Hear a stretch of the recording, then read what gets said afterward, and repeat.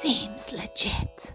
Hey Legitimates, and welcome back to my channel. Today I am doing reverse applique. And small and minuscule and fiddly, but definitely worth it. This is going to be an amazing bag.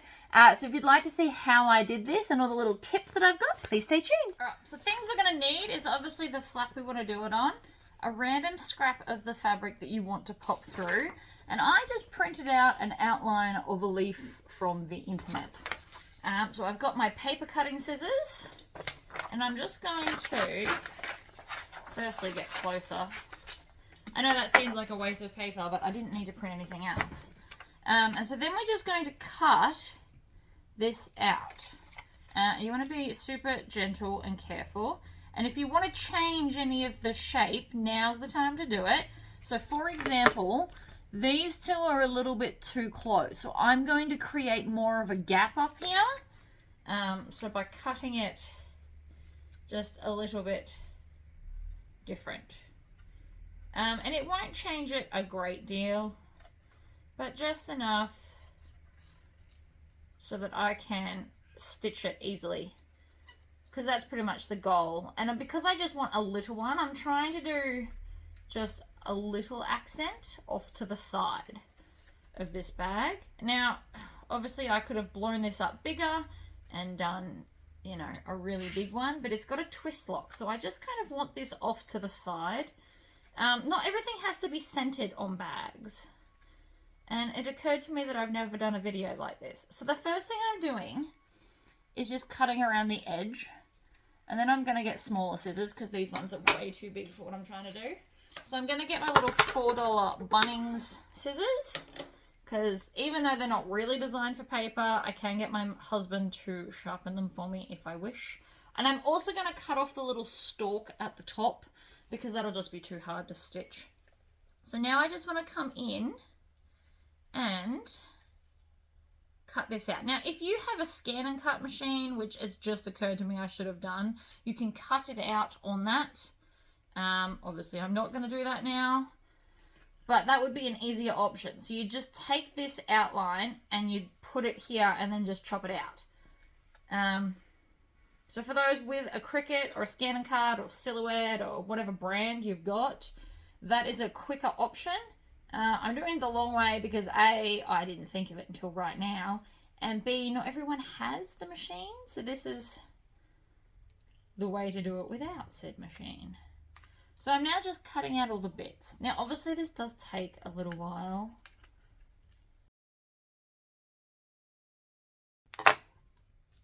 All done. So I'm going to take this, flip it over. So I want it here. So I'm going to put my finger there, flip it over.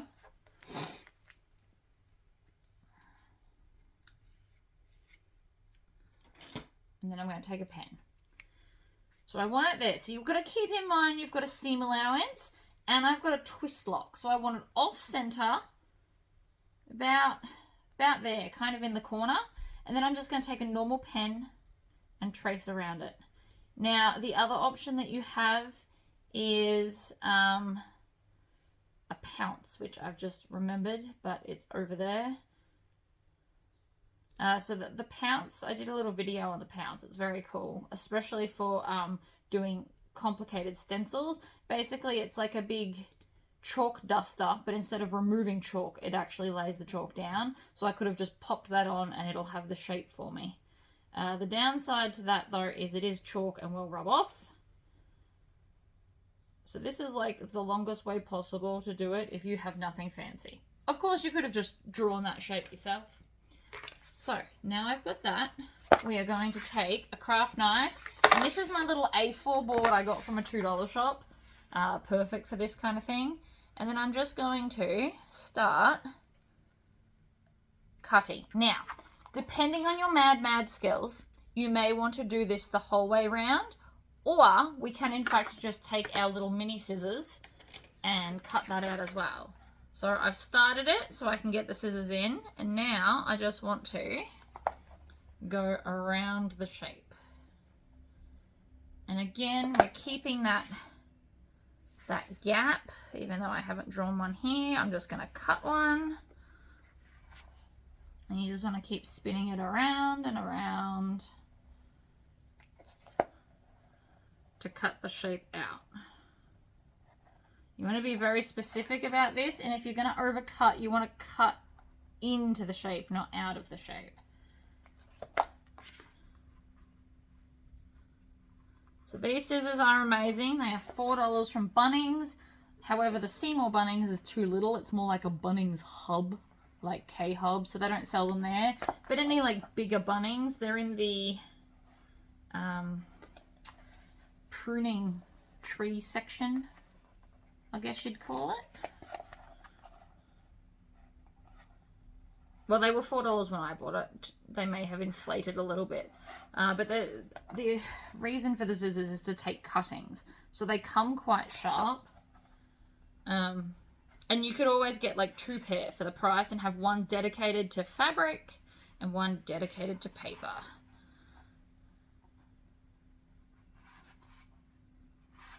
So obviously this is a little bit time consuming, but I regret nothing. I think this is going to look amazing, and especially if you don't have an embroidery machine, this is an excellent little kind of addition. And the other reason I like this, I was going to do embroidery, but this fabric literally matches the bag, so I couldn't get it any more matching if I tried. Home stretch. Done. So that bit is now technically rubbish, although if you wanted to, you could keep that for something else and stitch it on as an applique. So we're doing reverse applique. You now have cut out an applique if you did it like well, precision cutting. So you could keep that in a little box of all random appliques, and then we could do that. But that's not what we're doing today, so I'll pop that aside. So this fabric obviously is a lot bigger than the original, because what I wanted to do is I wanted to move it around to get the best color possible. So that's pretty much what I'm looking at now. I wanted like a lot of rainbowness.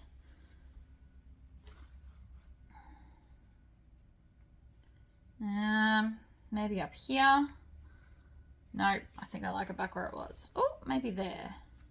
There we go. So now I've got some green, some yellow. I know you can't really see it, but that's what I want. So now I need my fabric glue or my gemstone glue. So I'm going to take some glue. Now that I know where I want it, I'm just going to fold back the prong parts and put like a tiny smidgeny bit of glue. Now this is Gem Bond. This stuff is amazing. So you just want the smallest amount. Now, if you did a bigger design, you could use double-sided tape. But as you can see, it is tiny, so that's not going to work out. So I'm just going to work my way along and stick down all these bits, and then I'll go to the back and I'll stick around the edge. But the reason I'm doing it this way is because I just spent all that time fussy placing all of this. I want it to sit where it's told. So you can kind of bend this back and put some up there if you need to. You also may want to put something heavy on it just to hold them in place. And I know now you can't see, but this has got a little bit of weight to it just so they don't lift up. And then I'm going to go back to putting more glue on the other prongs. So this glue is also from Spotlight. It is very, very strong, this hold. It's amazing. But it goes on like PVA glue. So it's white and you can see it, and then it dries clear.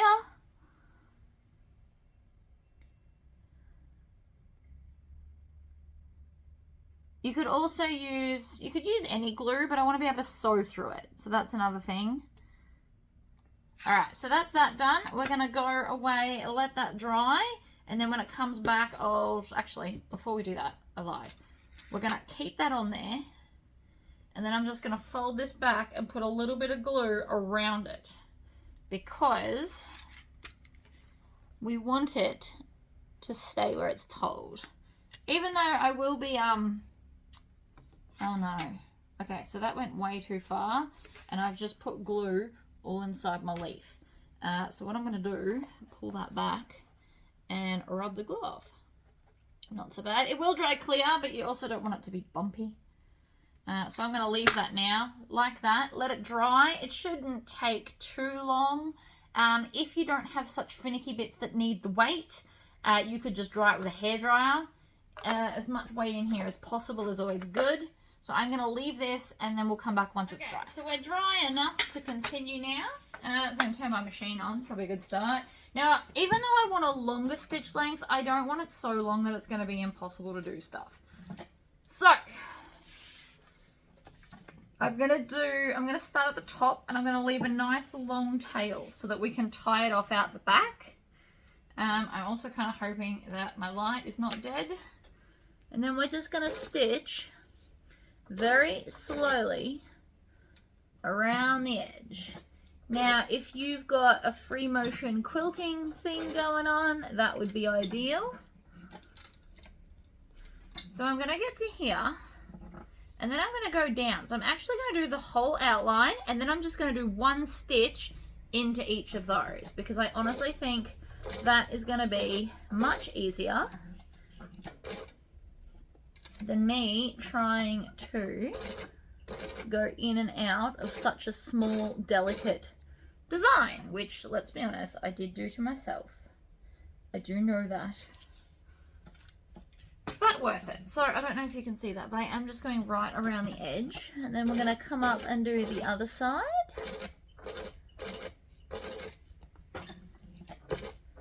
Now I possibly should have waited this to be a little bit more dry, but such is life. So now that I'm here, I'm actually going to pull on this thread that's at the back, and it's going to create a loop, and I'm going to pull that loop to the back and tie it off, because that's the start point.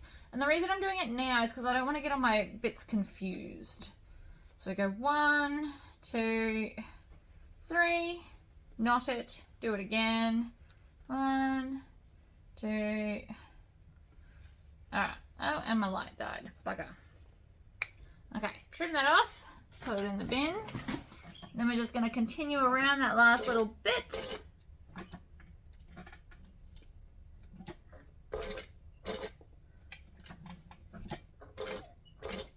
And then I want to come into that initial hole, like so, and then pull it out with lots of tails. Flip it over, pull on that. Again, it creates a loop. You can also use your sewing awl or stiletto to pull it through. The problem with using snips is sometimes you will accidentally cut the thread. We don't want that. Round and round and round. Tie it off. Go again. So at this point, I've sewed on the outside. So if you wanted to, and if it was annoying you, you can cut off this excess fabric now. While it's not really annoying me, I'm going to do it now. So I'm not getting too close. And I'm not being too neat about it, because it doesn't really matter, if I'm honest. Alright. So now I've got this. So now all I need to do is stitch these parts down. Because, as cool as glue is, stitching's better. The glue is just to hold it in place. So I want to make sure I've got a tail. And then I'm going to come from one of these first holes from the first lot. So I'm going to go into that hole and then stitch all the way to the end and pull it out. Now this is going to be the time consuming part. So we want to tie it off. Then we're going to do the same to the other end, and we're going to do this over and over and over. So picking a small fiddly design, this is the downside to it. If your lines are thicker, you should be able to sew around the whole thing in one go. Like if I had made this the whole size of the flap, again, would have been easier. But then it wouldn't have been my vision. So sometimes the harder way is still worth it. Things look fabulous. Yep. Right, lots of knots. Leave a little bit of tail. You can glue them down later if they annoy you, but you don't want to cut it too close to the knot. So that's one down. Now we're just going to do all the rest. So again, tail, tail. And then I might speed this up so you don't have to watch the whole thing. You can also backstitch one if you wish.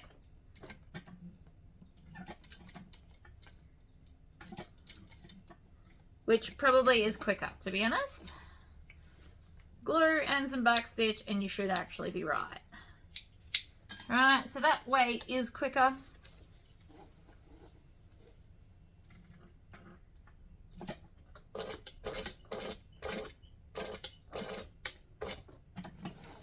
Backstitch.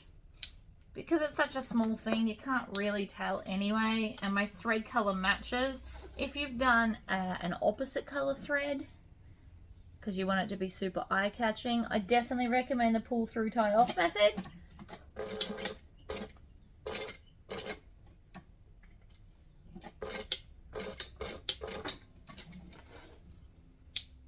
You're going to have a lot of foot control. If you've got a machine where you can adjust the speed, I will also recommend that you turn it down.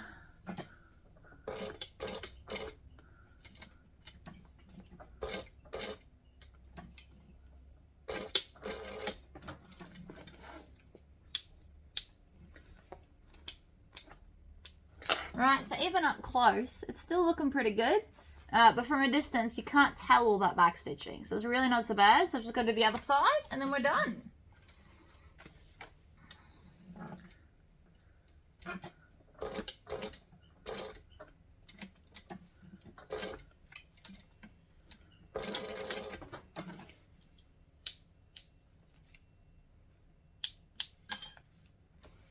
Just make sure you cut off all your tails so that they all don't get kind of confused with one another. Stitch, back stitch, forward.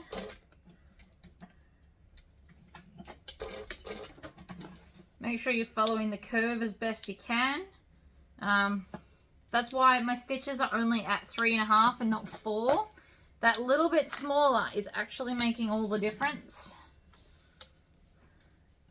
And last one. So I am still going through original holes.